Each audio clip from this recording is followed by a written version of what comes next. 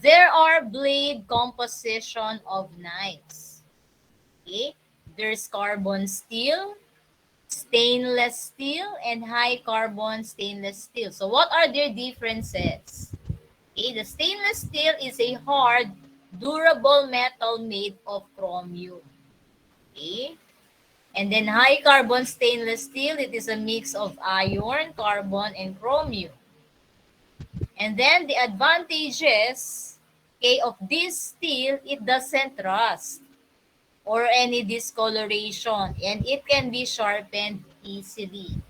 So were you thinking of your knife that you use at home?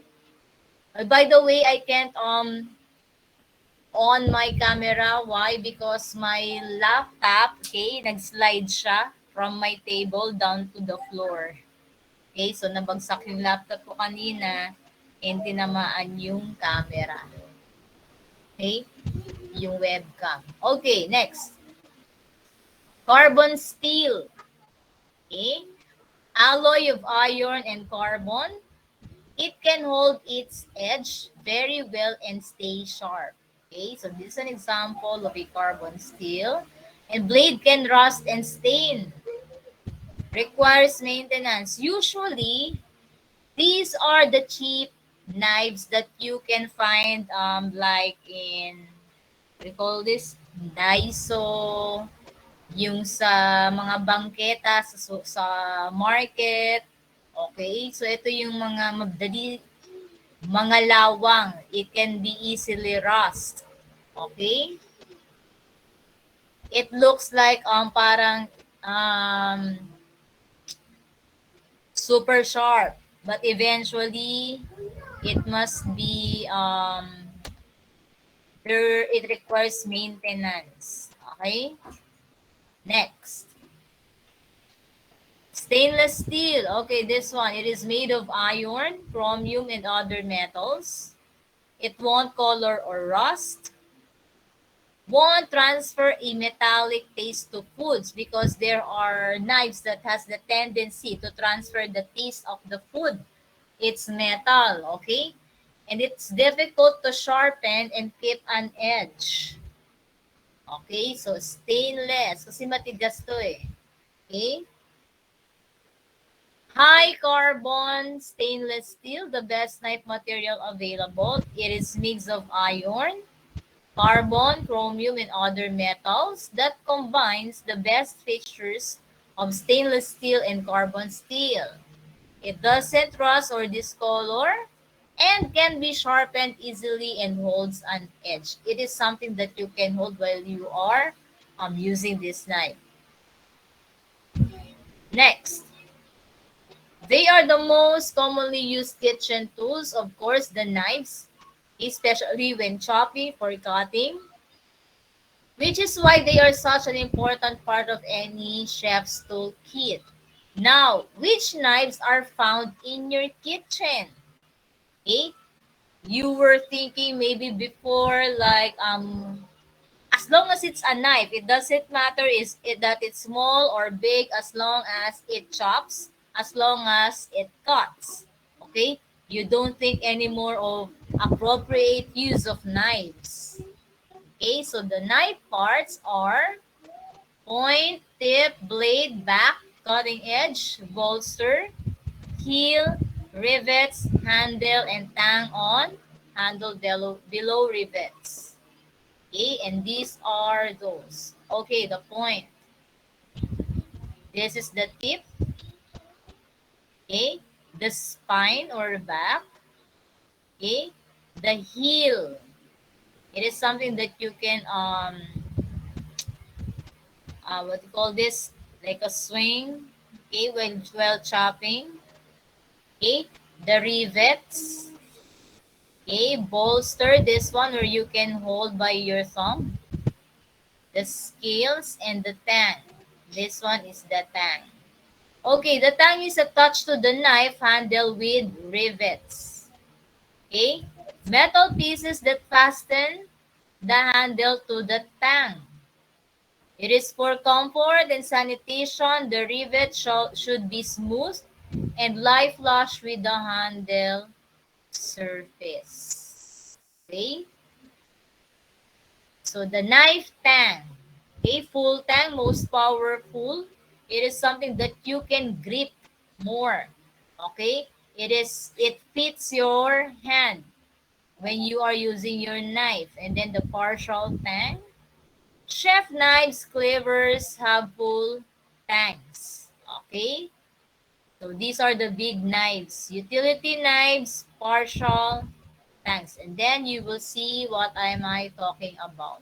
Okay, now the parts of the knife.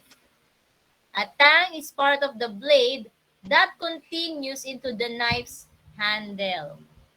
Okay, it gives the knife stability and extra weight. Okay, so what again is the tang? This one. Okay. Full tang long as the whole knife handle. It gives knife extra power and strength. Example, breaking down bones. Okay? And the partial tang does not run the entire length of the knife. Okay? It is used for knives that do light work. Example, paring veggies. So, it is obviously that full tang are bigger knives than the partial tang knives. Okay? Some knives have a shank or bolster in the spot, okay, where the blade and handle come together. So this one. Okay? Knives with bolsters are very strong and durable. So if you're gonna buy a knife, always look for the bolster. Because this is where you will hold properly the knife.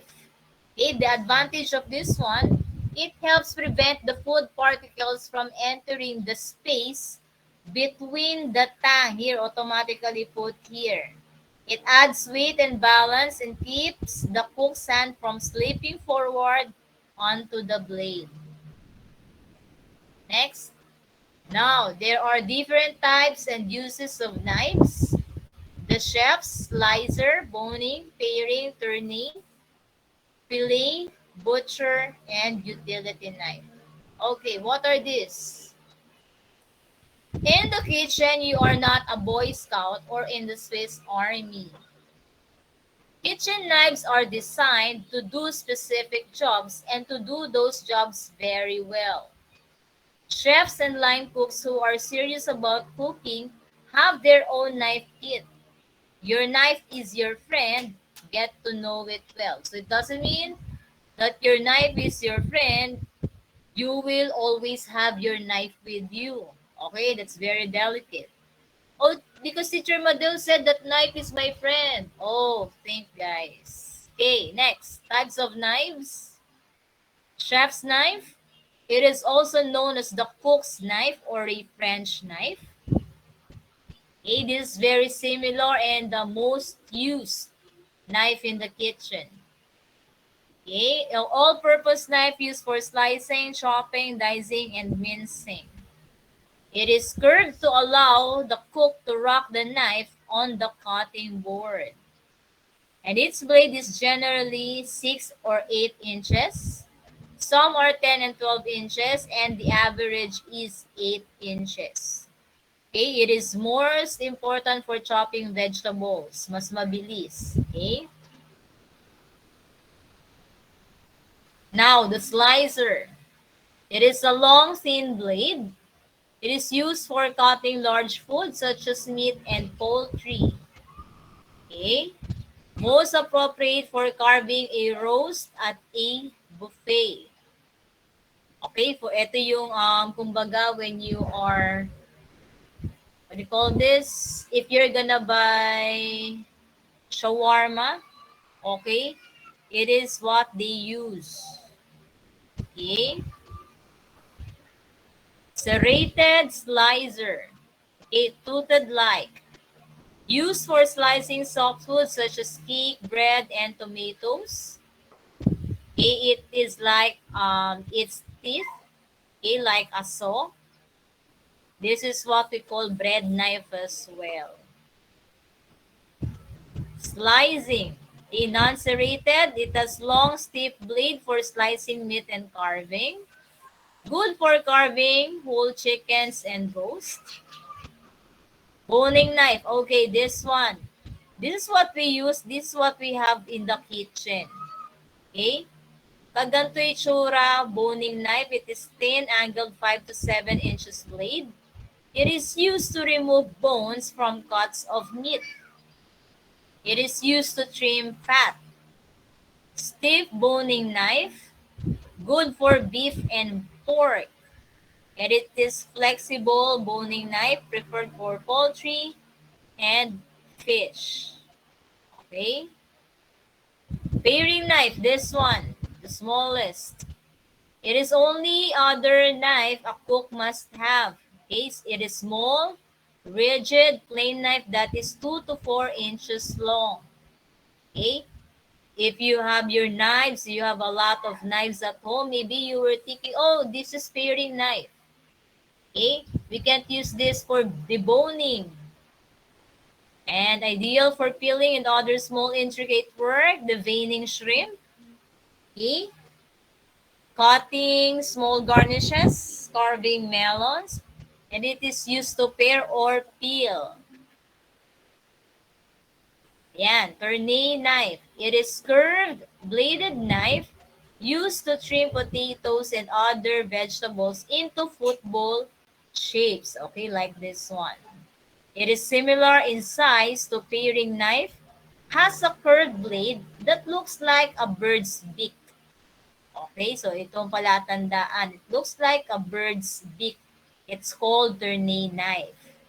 So again, the use of this is to trim potatoes, vegetables into shapes that resemble footballs. Okay? Tournée cuts. Okay? Utility knife, this one. Smaller but similar in shape to a chef's knife. All-purpose knife with the 5 to 7 in blade. Okay, so what's the use of a utility knife? Peeling and slicing fruits and vegetables. It is medium length blade will do the light work of a chef's knife and heavier work of a paring knife. Since it is in between the two must-use knives, it has declined in popularity. So maybe you will be thinking, so what's the difference of utility knife into chef's knife? Okay? So, it is in between of a chef knife and the paring knife. Okay, so utility knife, it is medium length blade, will do light work for a chef's knife and heavier work of a paring knife. Okay? Fillet knife, okay, this one. It is used to debone the fish. Okay? And also we can use this in doing the what do you call this? Breast fillet of a chicken. Okay? Types of knife, that's the fillet knife. It allows blade to easily move along the backbone and under the skin fish. Okay, butcher knife. Okay. It is 6 to 14 inches rigid blade whose tip curves up at a 25% angle, called a scimitar because it resembles a sword of that name. Okay, it is used for heavy work and to cut meat, poultry, and fish. Okay, there's another picture of a butcher knife. Okay, that is, yung mas malaki yung blade, like this. Okay? Yung usually na nakikita natin sa wet market, yung malaki, that's also called a butcher knife. Now, knife care. How do we do um, caring for the knife? You have to sharpen it, truing, sanitize, and store it properly. Okay, knife truing, say, draw the knife blade slowly along the entire length of a steel at a 20% angle. Okay, so when you see this one in the kitchen, that's not a sword, guys. Don't play with it like a sword. Huh? It is used to sharpen the knife. Okay? Sanitizing. You should wash it in hot soapy water after each task. Okay? Air dry it.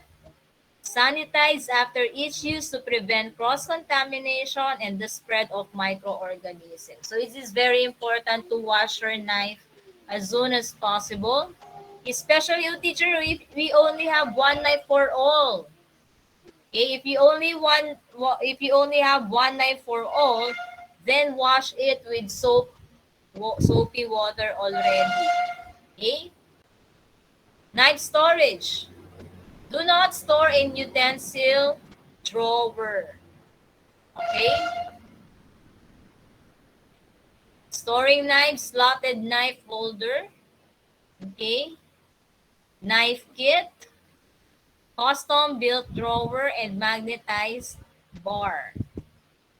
Okay? Me, when I was in college, okay, my mentor, our chef, usually, um, it's okay to forget everything as long as he will not forget his knife kit. Okay, it's like a bag, okay, where all his knives are there. Okay, so the knife kit is very important for the chefs. Knife safety. Okay, the correct knife for task. Keep knives sharp. Okay, why? If you have, if you don't have sharp knives, okay, there's the tendency that you keep on cutting the vegetable, okay, or the meat, okay, it will be split to your hand, okay? So blade away from body, make a claw out of holding hand, use cutting board of course, carry a knife with blade pointed down. Don't catch a falling knife. Of course, if it is falling, okay, stay away from it. Don't catch it. Okay, pass carefully. So how do you pass the knife? Okay, you should be holding the tip. Okay, don't point it to the other person. Never leave in sink filled with water. So if you're gonna drain the water and you were not aware that there's a knife, okay, be careful. Never leave in sink filled with water. Don't put the knife there. Okay? Wash and sanitize before you put away and store it properly. Okay, so the guiding hand, a claw. Okay, hold it. Okay, this person is holding the onion with a claw hand. It is very important. So these are the sample cuts. Okay, knife cuts, slicing, mincing, stick, julienne, dicing. Okay, so these are the different cuts. No need to discuss it. You already have an idea about it. Cut food into large, thin pieces. A chiffonade. Okay, this is an example of a chiffonade, usually for green vegetables. A rondelle. This shape slice from cylindrical fruits and vegetables such as cuts and carrots. Okay. Rondelle kapag pabilog. Okay. Diagonal rondelle, hold the knife at 60. Pang pansit. Ito, pang chop suey. Next. Knife cuts, mincing, food cut into small pieces possible. Okay. Garlic and onions when you are sauteing. Okay. Knife cuts, stick cuts, french fries, stick, batonette, julienne, fine matchstick. Okay, so that is all about the knife skills. Okay, any questions about the knife skills? Diba? Ang galing na memorize mo na yun.